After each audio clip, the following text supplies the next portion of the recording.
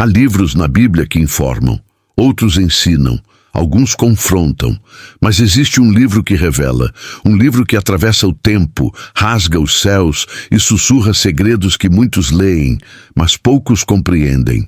O livro de Isaías não começa pedindo atenção, ele exige. Desde suas primeiras palavras, algo fica claro. Não se trata apenas de história, nem apenas de profecia. Trata-se de um portal. Isaías não fala apenas ao seu tempo, ele fala ao nosso.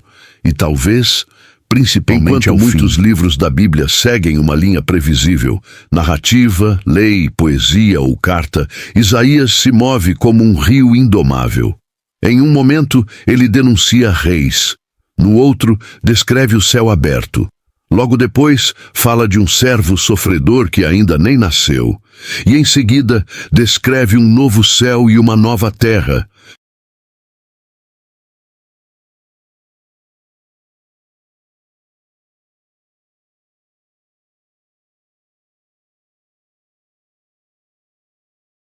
Como alguém que viveu séculos antes de Cristo conseguiu descrever com tanta precisão eventos que só aconteceriam centenas de anos depois? Essa pergunta já intrigou teólogos, historiadores e estudiosos por gerações. E quanto mais se estuda Isaías, mais desconfortável a resposta se torna, porque Isaías não parece apenas prever, ele vê.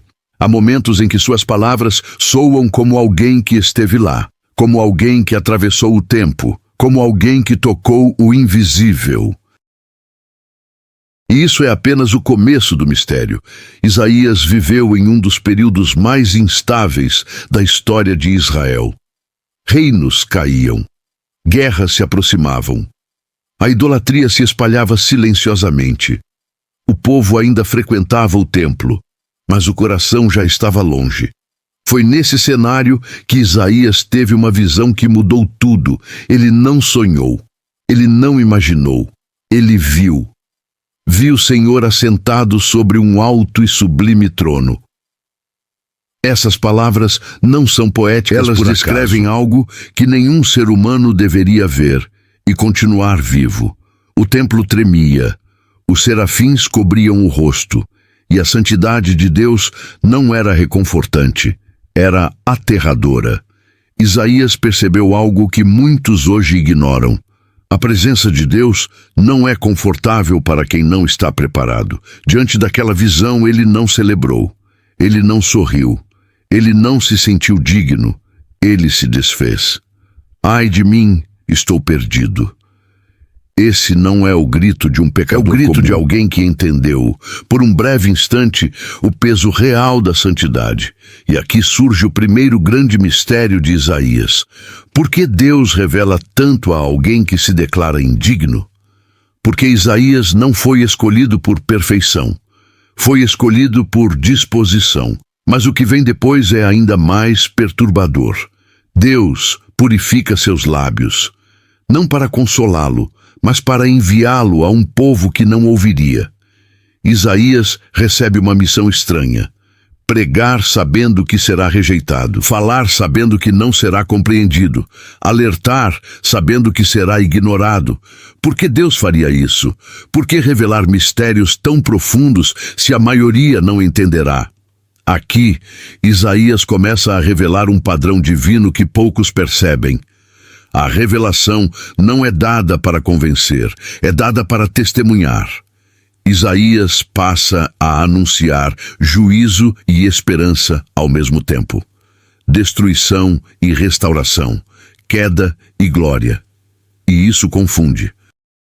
Como o mesmo livro pode conter algumas das palavras mais duras da Bíblia e, ao mesmo tempo, algumas das promessas mais belas já escritas?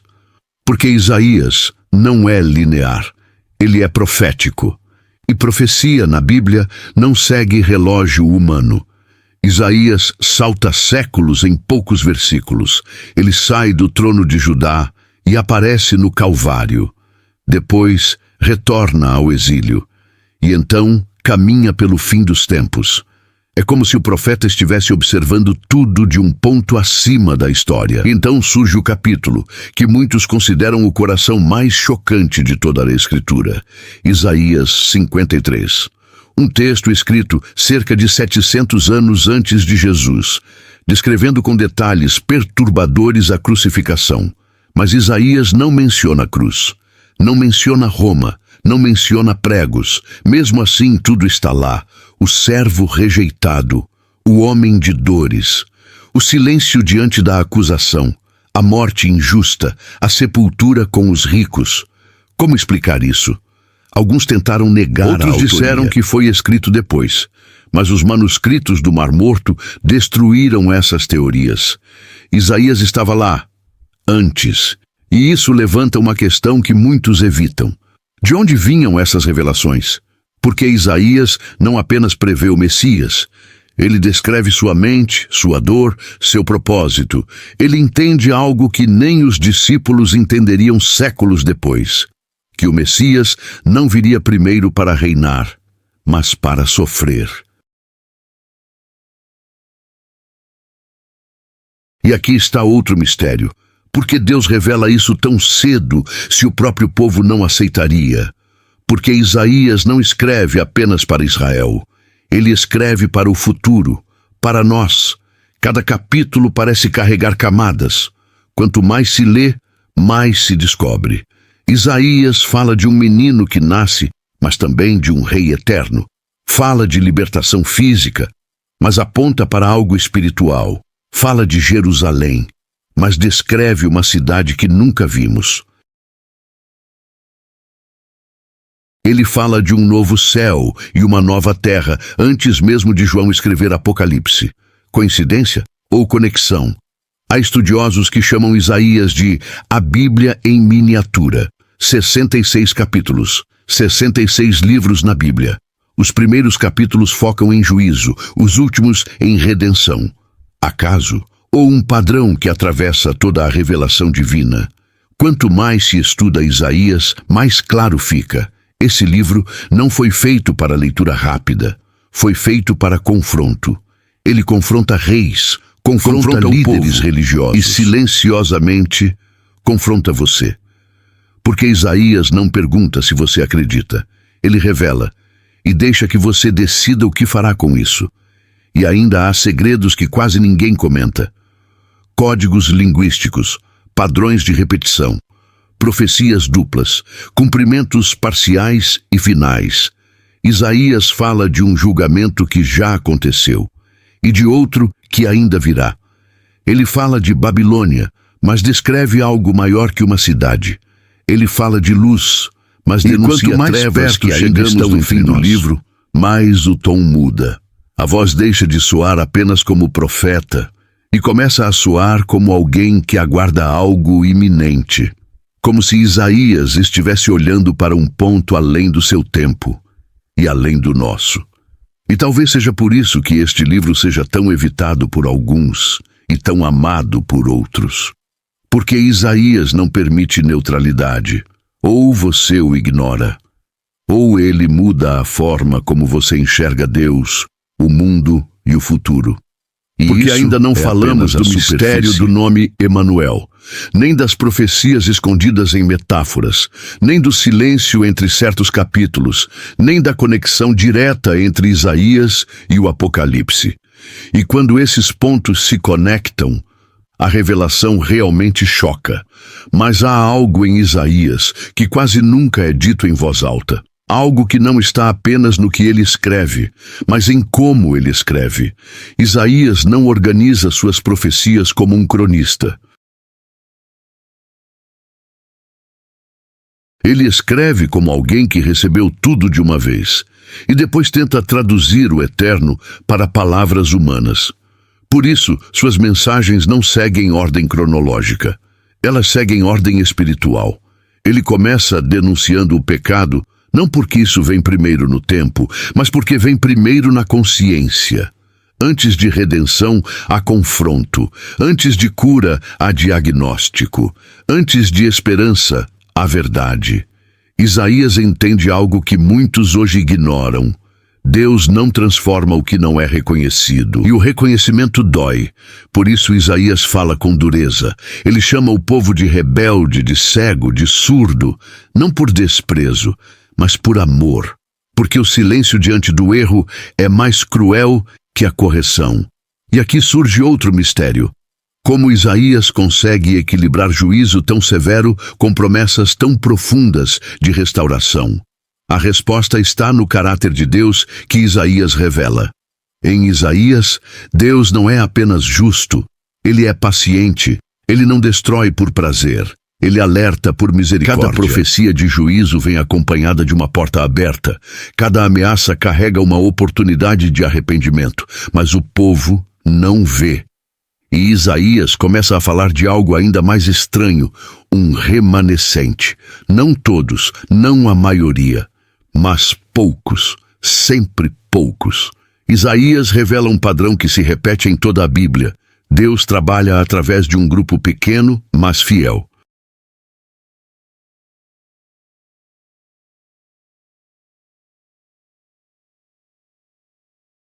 Enquanto muitos confiam em alianças políticas, Isaías anuncia que a segurança não virá do Egito, nem da Assíria, nem de reis humanos. Viria de Deus, ou não viria. Essa mensagem não agradava, nunca agradou. Isaías foi ignorado, rejeitado e, segundo a tradição, martirizado. Dizem que foi cerrado ao meio. E isso levanta uma pergunta incômoda. Por que um homem que viu tanto termina de forma tão violenta? Porque a verdade, quando não é recebida, se torna ameaça. Mesmo assim, Isaías sabia disso. Ele começa então a revelar algo ainda mais profundo. O Messias não viria apenas para Israel. Isaías quebra fronteiras. Ele fala de nações, de povos distantes, de gentios. Ele diz que a luz alcançaria os confins da terra. Isso era escandaloso.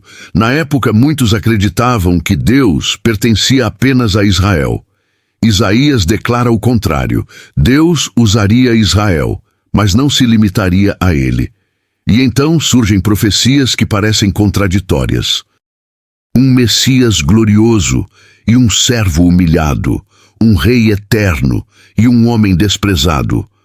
Como as duas coisas podem ser verdade ao mesmo tempo? Isaías não explica, ele apenas revela. Porque algumas verdades só podem ser entendidas depois de cumpridas. E quando o cumprimento acontece, tudo faz sentido. Mas há outro detalhe que torna Isaías ainda mais misterioso. Ele fala do Espírito Santo com uma clareza rara no Antigo Testamento. O Espírito do Senhor repousará sobre ele. Isaías descreve dons espirituais séculos antes de Paulo escrever sobre eles. Sabedoria, entendimento, conselho, fortaleza, conhecimento, temor do Senhor. Isso não é coincidência, é continuidade. Isaías está conectado a algo maior, a uma revelação progressiva. E então ele fala de algo que deveria nos assustar. Ele fala de um povo que honra a Deus com os lábios, mas cujo coração está longe. Essa frase atravessa séculos e é citada pelo próprio Jesus. Isso significa que o problema denunciado por Isaías não terminou no Antigo Testamento. Ele continua. Isaías não fala apenas de idolatria visível. Ele fala de idolatria interna, confiança em si mesmo, orgulho religioso, formalidade vazia, sacrifícios sem arrependimento, orações sem obediência. E Deus rejeita isso. Isaías deixa claro, Deus não se impressiona com aparência espiritual. Ele olha o coração, e isso torna Isaías perigosamente atual. Porque o livro começa a parecer menos uma profecia antiga e mais um espelho. Isaías denuncia injustiça social, exploração dos pobres, corrupção dos líderes. Ele diz que Deus ouve o clamor do oprimido, mesmo quando o templo está cheio. Isso confronta sistemas, confronta estruturas, confronta religiosidade confortável. E então Isaías faz algo ainda mais surpreendente. Ele chama um rei pagão pelo nome, antes mesmo desse rei nascer, Ciro. Isaías declara que Ciro libertaria o povo do exílio. Depois. Como explicar isso? Não é uma previsão genérica. É um nome, um papel específico, um evento histórico. Esse detalhe fez muitos tentarem desacreditar o livro, mas a história confirmou. Isaías enxergava longe, mas o maior mistério ainda está por vir. Isaías não apenas fala do primeiro advento do Messias, ele aponta para o segundo. Ele fala de um dia em que as nações se reunirão, em que espadas se tornarão arados, em que a justiça fala de um julgamento final e de uma restauração total. Novo céu, nova terra, nova ordem. Essas palavras ecoam diretamente em Apocalipse. 2 profetas, séculos de distância, a mesma visão. Coincidência? Ou o mesmo Espírito falando através de homens diferentes? Isaías parece estar posicionado no meio da história da redenção. Ele olha para trás, para Moisés, olha para frente, para Cristo, e ainda mais adiante, para o fim. Poucos livros fazem isso com tanta clareza. Isaías não é apenas misterioso, ele é perigoso, porque ele desmonta certezas falsas, ele destrói ilusões religiosas, ele revela um Deus que não cabe em rótulos, e quanto mais se avança na leitura, mais a sensação cresce. Este livro foi escrito para um tempo como o nosso, um tempo de crise, de confusão, de aparência sem essência. Isaías chama ao arrependimento, mas também oferece esperança. Ele fala de uma voz que clama no deserto: preparai o caminho do Senhor. E a pergunta não é essa voz Isaías é misterioso até hoje. A pergunta é: o que você fará com o que ele revela? Porque ignorar Isaías é fácil, mas entendê-lo exige mudança. E ainda não falamos dos símbolos ocultos, nem da linguagem apocalíptica, nem das conexões com Daniel, nem do significado profundo do Santo de Israel, título que Isaías repete como nenhum outro.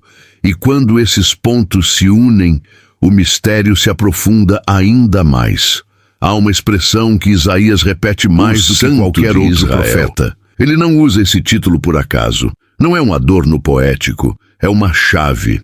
Enquanto outros profetas falam do Senhor dos Exércitos, Isaías insiste no santo. Santo não significa apenas puro, significa separado, inacessível, totalmente outro. Isaías está dizendo algo profundo. O maior problema do povo não era político, nem militar, nem econômico. Era espiritual. Eles tentavam domesticar Deus, reduzir o santo ao previsível, transformar o eterno em ritual. Isaías destrói essa ilusão. Ele mostra que Deus não pode ser manipulado por sacrifícios, nem convencido por palavras bonitas, nem contido em templos. E aqui surge outro mistério. Como alguém tão consciente da santidade divina consegue falar de intimidade com Deus? Porque Isaías conhece 2 lados raros da fé: o temor e a confiança. Ele treme diante do trono, mas também anuncia consolo. Ele diz: consolai, consolai o meu povo. Essas palavras marcam uma virada no livro. Se suaviza, o tom mas muda. A profundidade aumenta. Isaías começa a falar diretamente ao coração ferido. Ele fala a um povo que ainda nem foi para o exílio, mas já está sendo preparado para voltar. Isso revela algo impressionante. Deus anuncia a restauração antes mesmo da queda acontecer. Isso não é previsão. É cuidado. Isaías apresenta um Deus que não reage aos acontecimentos. Ele os antecipa. E então surge um dos trechos mais misteriosos de todo o livro. O Senhor vos dará um sinal. Uma virgem conceberá e dará à luz um filho, e chamará o seu nome Emanuel. Deus conosco. Isaías apresenta um nome que é mais do que identidade. É promessa. Deus não distante.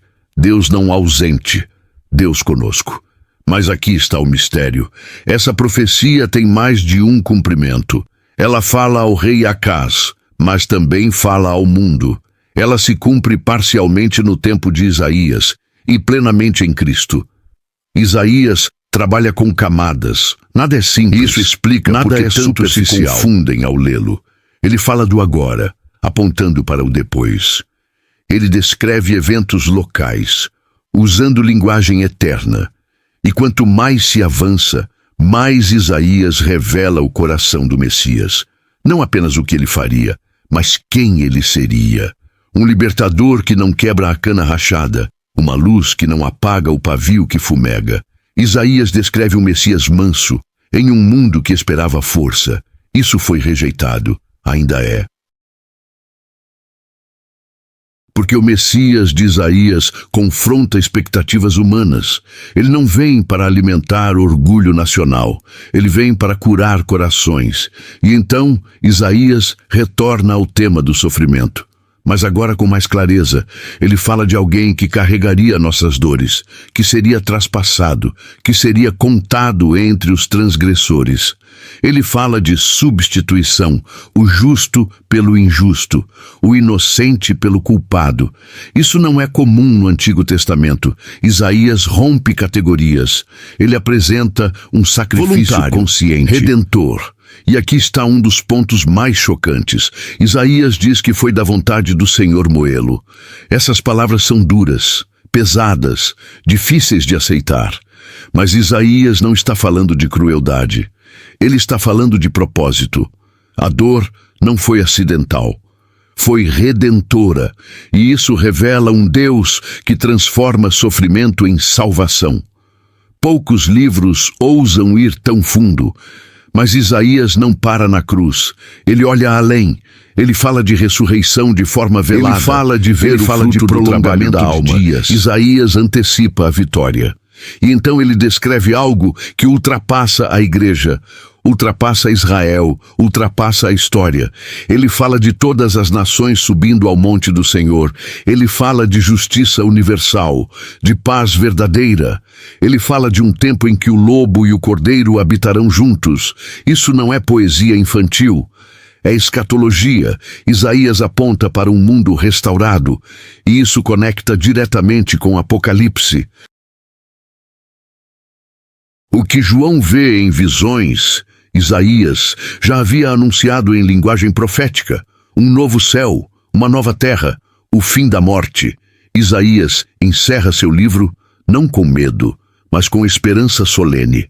Ele mostra que o juízo não é o fim, é o caminho para a restauração. E aqui está o maior mistério de todos. Isaías não escreve para ser entendido apenas com a mente. Ele escreve para ser discernido com o Espírito. Quem lê com pressa, perde. Quem lê sem humildade, tropeça. Mas quem se permite ser confrontado, é transformado. Isaías não quer informar você. Ele quer alinhar você, alinhar sua visão, seu coração, sua esperança. Por isso, este livro continua vivo. Ele não envelhece.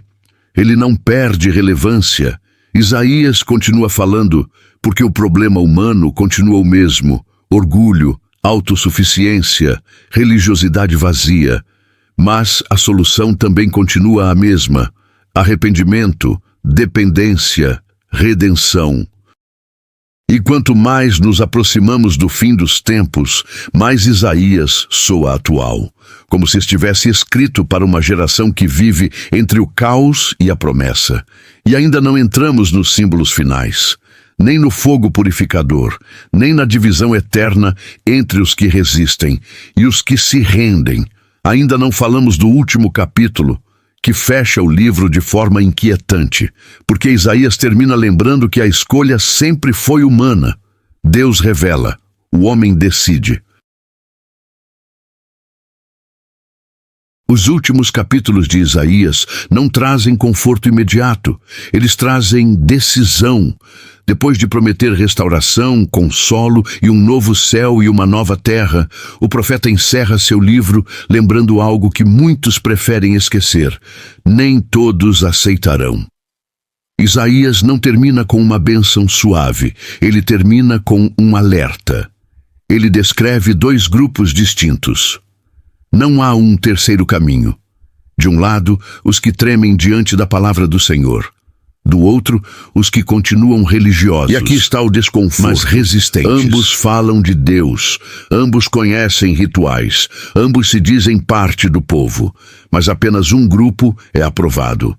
Isaías revela que o problema nunca foi ignorância, foi resistência. Deus fala, mas nem todos ouvem. Isaías descreve pessoas que escolhem seus próprios caminhos e ainda assim pedem que Deus os abençoe. Isso não mudou. Ele fala de gente que se aproxima com palavras, mas mantém distância no coração. E Deus responde com silêncio. Esse silêncio é juízo, não é ausência. Porque quando Deus para de confrontar, é sinal de que algo foi entregue às próprias consequências. Isaías mostra que o juízo final não começa no fogo, começa na recusa persistente à verdade. E então ele fala do fogo, não como metáfora leve, mas como purificação e separação. Isaías não suaviza o fim. Ele não tenta tornar a mensagem mais aceitável. Ele mostra que haverá uma distinção eterna entre os que se rendem e os que insistem em controlar. Isso conecta diretamente com as palavras de Jesus, o trigo e o joio, as ovelhas e os bodes, a porta estreita. Isaías estava preparando o terreno. E aqui surge um detalhe raramente explorado. Isaías não fala apenas de julgamento individual. Ele fala de sistemas inteiros sendo abalados, cidades, nações, estruturas de poder. Ele anuncia a queda do orgulho coletivo, porque Deus não julga apenas corações, ele julga culturas. Isaías denuncia luxo construído sobre prosperidade baseada em exploração, paz falsa sustentada por opressão. Ele diz que tudo isso cairá, não porque Deus odeia a prosperidade, mas porque ele ama a justiça. E então Isaías retorna a um tema que percorre todo o livro: a escolha. Escolhei hoje. Essa escolha ecoa Moisés, ecoa Josué, ecoa toda a Escritura. Isaías mostra que o futuro não é aleatório, ele é resposta. Resposta ao que foi revelado. E aqui está um dos maiores mistérios espirituais do livro. Isaías revela muito, mas não obriga ninguém a aceitar.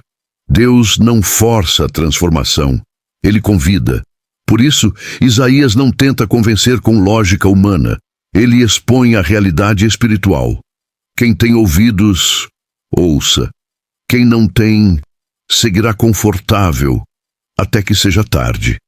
E então Isaías descreve algo que quase ninguém percebe.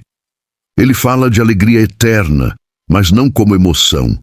Ele fala de descanso, o descanso de quem deixa de lutar, de quem finalmente confia. Isaías revela que o maior inimigo do homem não é o diabo, não são as circunstâncias, não é o mundo, é o próprio coração orgulhoso. Por isso, o livro termina chamando a humildade, não a performance religiosa, não a aparência espiritual, a rendição.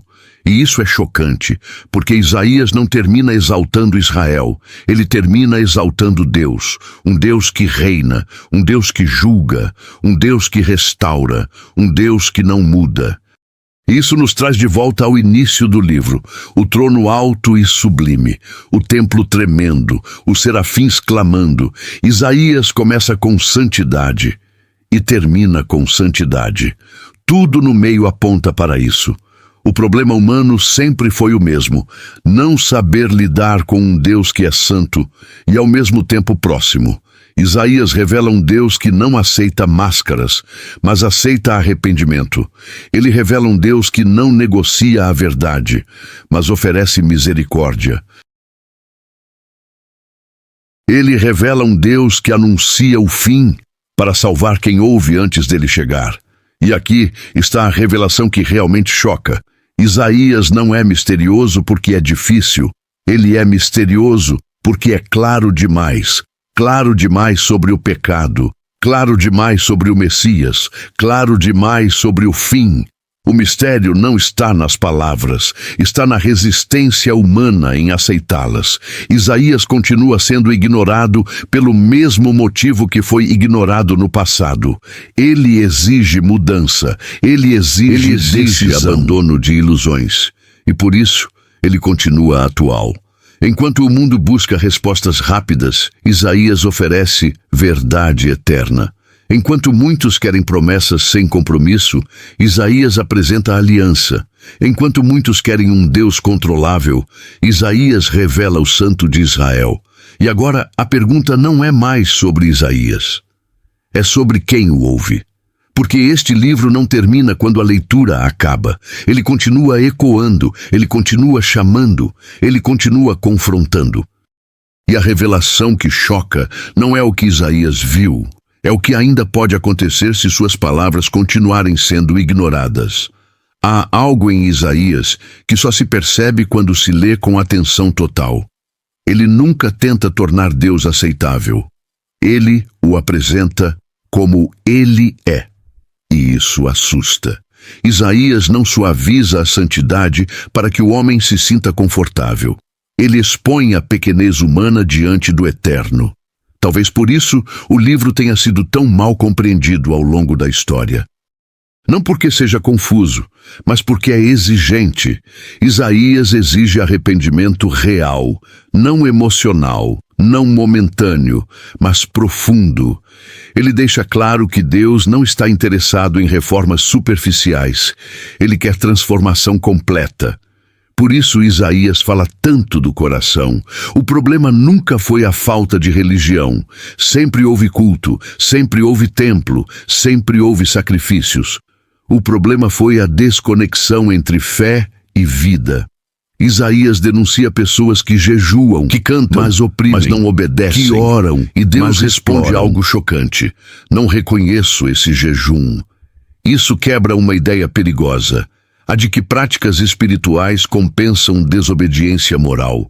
Isaías revela que Deus não negocia caráter, e então ele aponta para algo ainda mais profundo.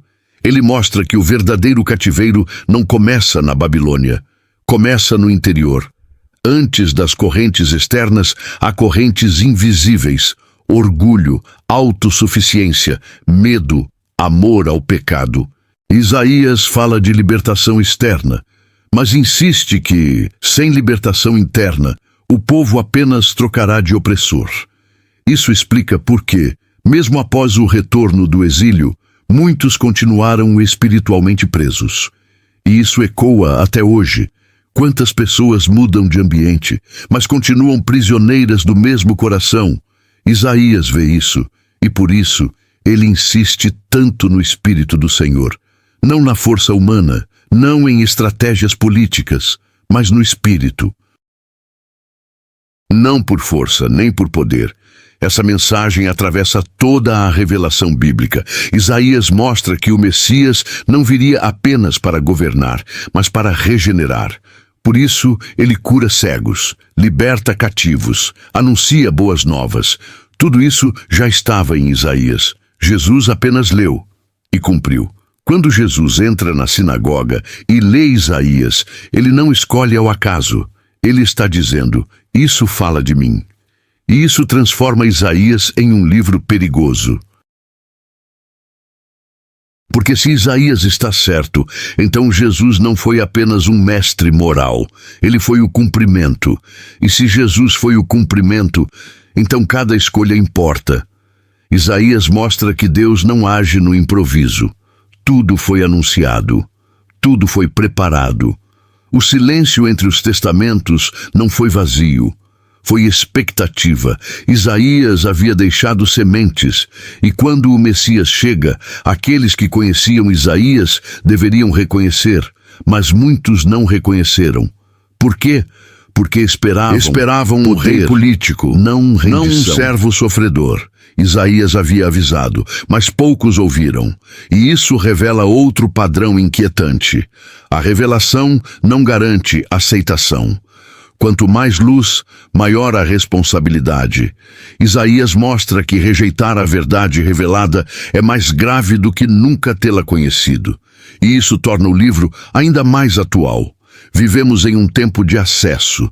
Nunca se leu tanto a Bíblia, nunca se ouviu tantas mensagens. Mas ouvir não é obedecer.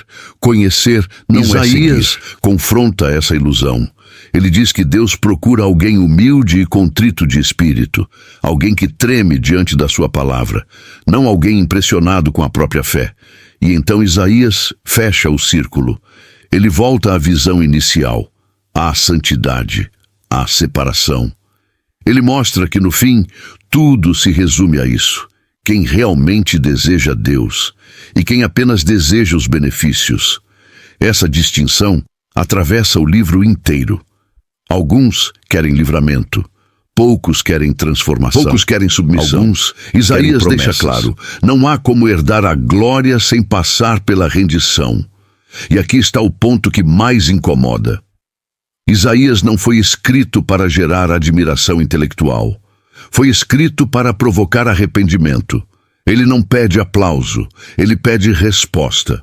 Por isso, ao terminar o livro, não há sensação de conclusão confortável. Há peso, há silêncio, há decisão. Isaías deixa o leitor diante de Deus, sem intermediários. E talvez esse seja o maior mistério de Deus completamente. Ele revela o suficiente para que ninguém diga que não sabia. E isso muda tudo, porque depois de Isaías, a ignorância não é mais desculpa. A revelação foi dada. A pergunta permanece. Isaías termina, mas a mensagem não. Porque o que ele escreveu não pertence apenas ao passado, pertence a qualquer geração que se aproxime de Deus com pressa ou com orgulho. O livro se encerra lembrando algo que muitos evitam aceitar. Deus não muda para caber no homem. É o homem que precisa mudar para se alinhar a Deus. Isaías não oferece um Deus adaptável à cultura. Ele revela um Deus que confronta culturas. Ele mostra que o problema do mundo nunca foi falta de luz. Sempre foi rejeição da luz. E isso explica por que, mesmo com tanta revelação, tantos continuam andando em trevas. Isaías revela que Deus fala, mas nem todos querem ouvir. Ele chama, mas nem todos querem responder. Ele se aproxima, mas muitos recuam. Então Isaías faz algo surpreendente. Ele entrega o silêncio ao leitor. Não há uma grande explicação final. Não há um discurso de encerramento reconfortante. Há apenas a realidade. Os que se rendem, vivem. Os que resistem, permanecem afastados. Isaías mostra que o fim não será injusto, será coerente. Cada um estará exatamente onde escolheu estar, perto ou distante. E isso transforma todo o livro em um chamado contínuo. Isaías não quer apenas ser lido, ele quer ser respondido. Por isso ele atravessa séculos. Por isso suas palavras ainda incomodam. Por isso continuam sendo evitadas por alguns e abraçadas por outros. Porque Isaías não permite neutralidade. Ou você se curva, ou se afasta. Ou você se rende, ou endurece. E aqui está a revelação que realmente choca. O livro mais misterioso da Bíblia não guarda seus segredos nas entrelinhas. Ele os declara abertamente. O mistério não está em Deus esconder a verdade. Está no coração humano em resistir a ela. Isaías revela tudo o que precisava ser revelado. Quem Deus é, quem o Messias seria, para onde a história caminha e o que acontece quando o homem ignora o chamado. Nada ficou oculto. O trono foi mostrado. O servo foi revelado. O futuro foi anunciado. O que resta é a resposta. E talvez por isso Isaías seja tão desconfortável. Porque depois de ouvi-lo, não há como fingir que não se sabe. E a pergunta final não é sobre profecias, nem sobre símbolos, nem sobre mistérios. A pergunta é simples e eterna. O que você fará com tudo o que foi revelado? Porque Isaías ainda fala, ainda chama, ainda confronta. E o silêncio diante dessa voz também é uma escolha. Mesmo depois da última palavra escrita, Isaías não se cala. Porque o tipo de revelação que ele carrega não termina quando o pergaminho se fecha. Ela ecoa. ecoa na consciência, ecoa na história, ecoa em cada geração que se aproxima da fé sem perceber o peso. Isaías revela algo que poucos gostam de admitir. A maior distância entre Deus e o homem não é geográfica, é moral, é espiritual. Não é Deus quem se esconde, é o homem que se afasta. E Isaías deixa isso claro de forma quase dolorosa. Os vossos pecados fazem separação entre vós e o vosso Deus. Não são circunstâncias, não são governos, não são crises, é o coração. Isaías desmonta a tendência humana de culpar o externo por uma ruptura que nasce no interior, porque tira do homem a possibilidade de se justificar. Isaías mostra que Deus sempre falou, sempre advertiu, sempre chamou. O problema nunca foi falta de mensagem, foi excesso de resistência. Por isso, Isaías descreve Deus como alguém que estende as mãos a um povo rebelde o dia inteiro. Essa imagem é poderosa, um Deus que chama e espera, não por fraqueza, mas por misericórdia. E aqui está outro mistério profundo, a paciência divina. Isaías revela um Deus que poderia julgar imediatamente, mas escolhe adiar. Ele não ignora o pecado, ele oferece tempo, tempo para ouvir, tempo para voltar, tempo para mudar. Mas o tempo não é infinito, e Isaías deixa isso claro. Ele fala de um dia determinado, um dia em que a paciência cede lugar à justiça. Isso não é ameaça, é aviso. Isaías nunca anuncia juízo sem antes anunciar caminho. Vinde, pois, e arrazoemos. Isaías mostra que Deus conversa, mas não a negociação, mas não relativiza. E isso quebra a imagem moderna de um Deus flexível que se adapta às vontades humanas. O Deus de Isaías é acessível, mas não manipulável, próximo, mas não submisso. E isso explica por que tantos preferem ignorar esse livro. Isaías exige maturidade espiritual. Ele não alimenta curiosidade superficial. Ele confronta estruturas internas. Ele desmonta a falsa segurança religiosa. Ele expõe a ilusão do revela que o maior engano espiritual é acreditar que proximidade com símbolos significa proximidade com Deus. O templo estava cheio, mas Deus estava distante. Essa realidade atravessa séculos. Quantos hoje repetem palavras santas, sem transformação? Quantos conhecem textos, mas não conhecem o Deus do texto?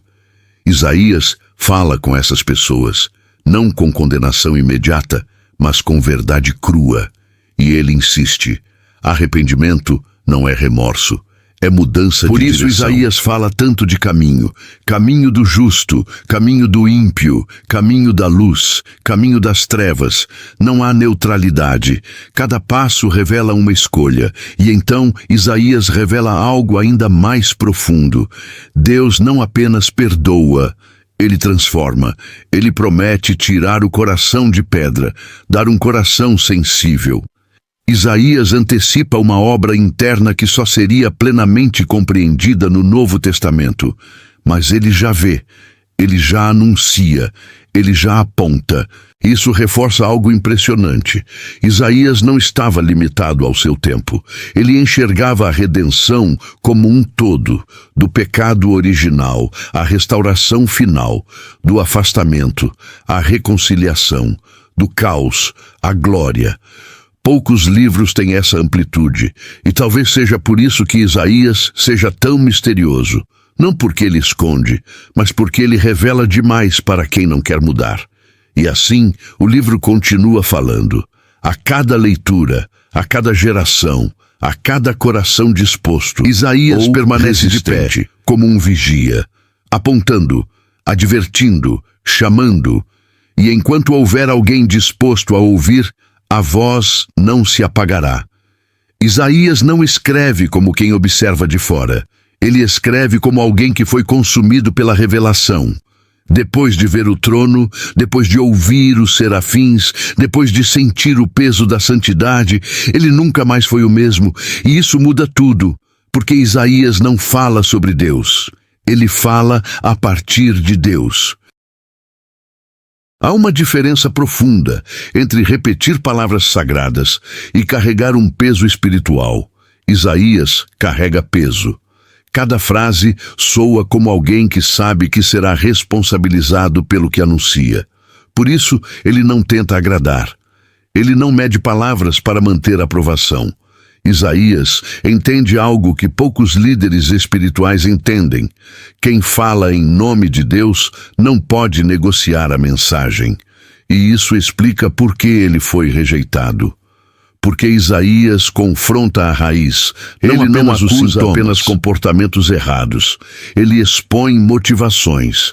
Ele diz que o povo confia mais em alianças humanas do que no Senhor, que prefere segurança visível à dependência invisível, que teme mais perder conforto do que perder a presença de Deus. Isso não mudou. Isaías fala para um povo que busca Deus apenas quando tudo começa a ruir. Enquanto há estabilidade, Deus é secundário. Quando o caos se aproxima, ele vira o último recurso. Isaías chama isso de Deus infidelidade espiritual, mas porque o homem precisa de Deus. Isaías mostra que a idolatria nem sempre é feita de imagens. Às vezes é feita de confiança mal colocada, dinheiro, poder, status, religião vazia. Tudo isso pode ocupar o lugar que pertence a Deus.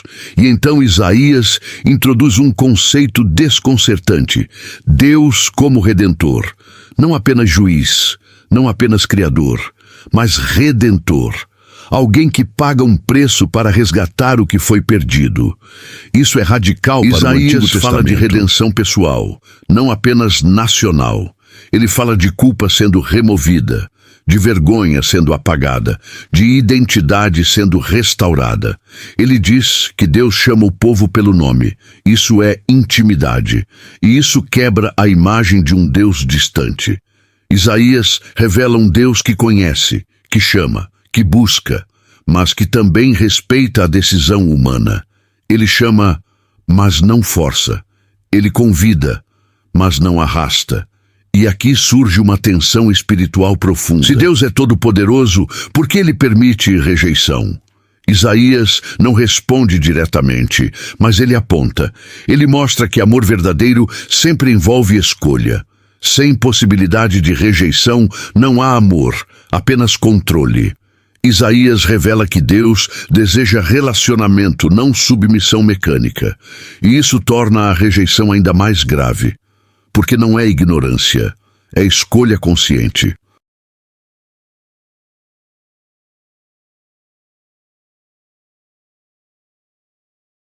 Isaías fala de um povo que viu milagres, ouviu profetas, experimentou livramento e ainda assim escolheu outros caminhos. Isso quebra a ilusão de que mais sinais geram mais fé.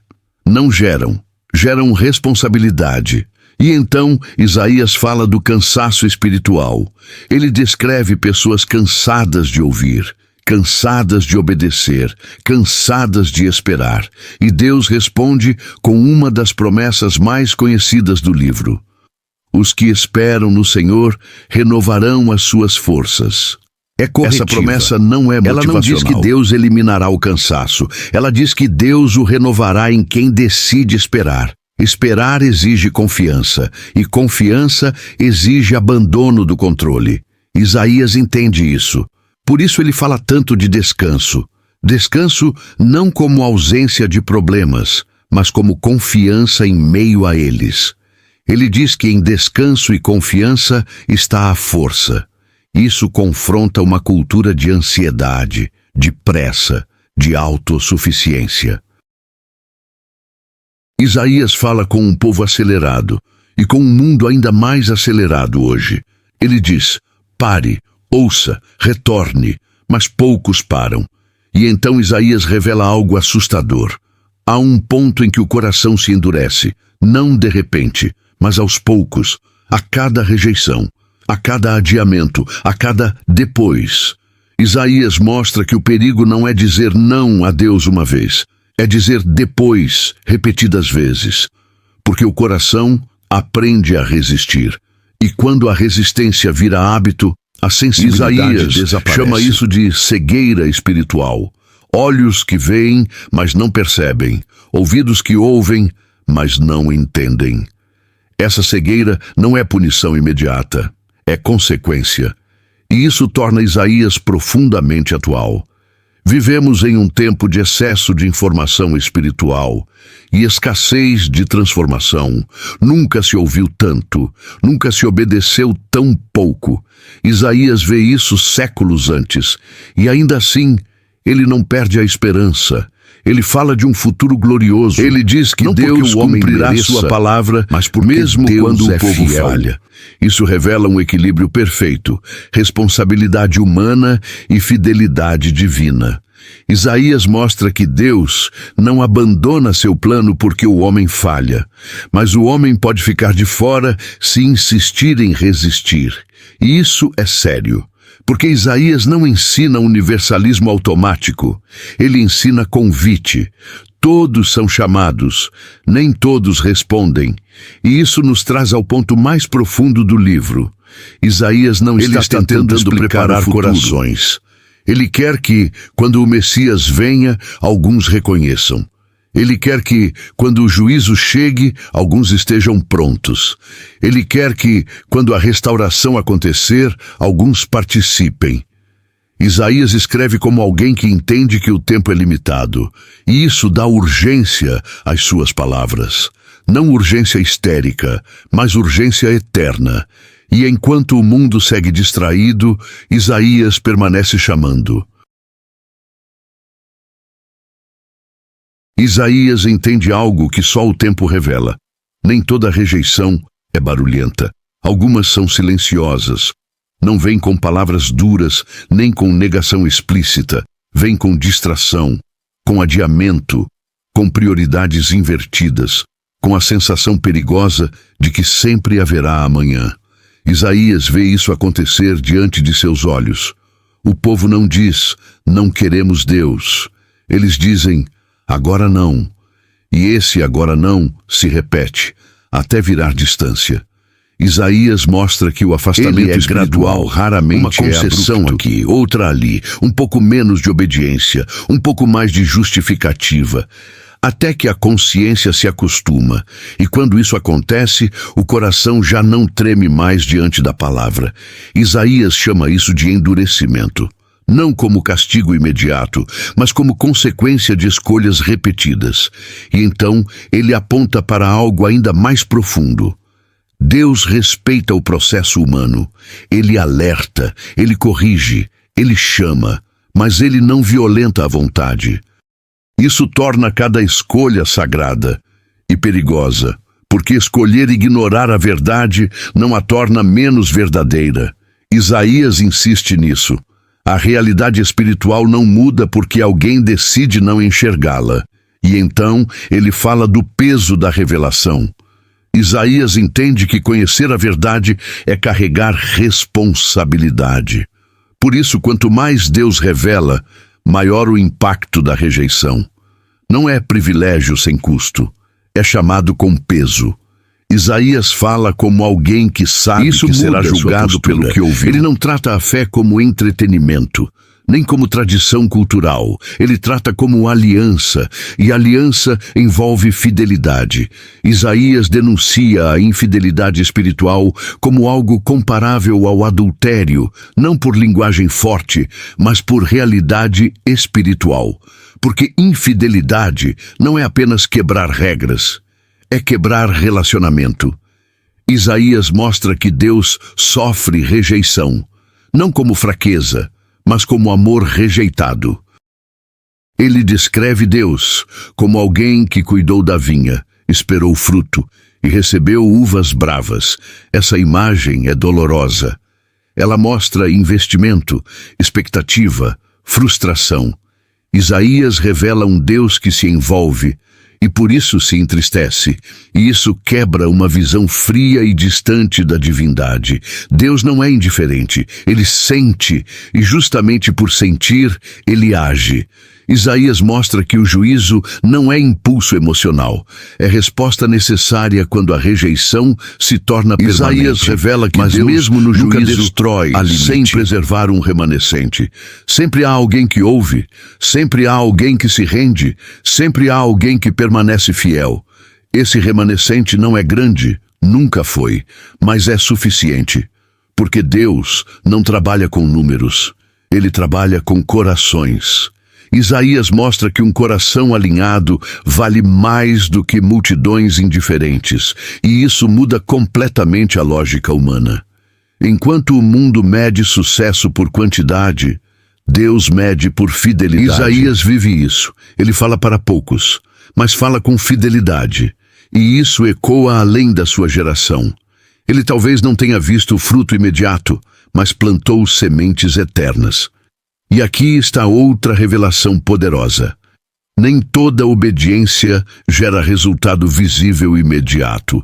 Isaías ensina que fidelidade não depende de aplauso. Ele continua falando mesmo quando ninguém parece ouvir. E isso revela maturidade espiritual, porque fé verdadeira não negocia com resultados. Isaías também fala do medo. Medo de perder, medo do futuro, medo do inimigo. Ele mostra que o medo é uma das maiores portas para a desobediência. Quando o povo tem medo, confia em alianças humanas.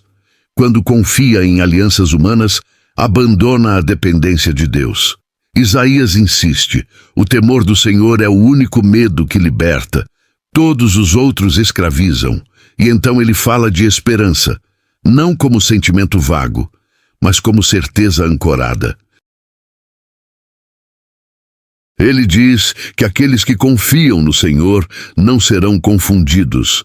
Mesmo que passem por vergonha momentânea, não terminarão em derrota.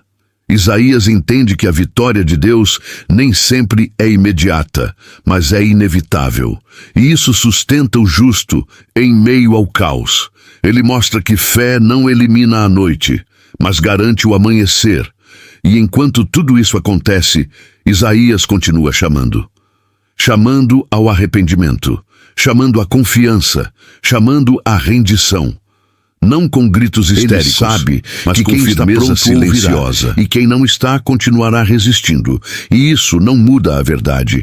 Isaías permanece como um marco, um divisor entre superficialidade e profundidade, entre religião e relacionamento, entre aparência e essência. E enquanto houver alguém disposto a ouvir com o coração aberto, a voz não se calará.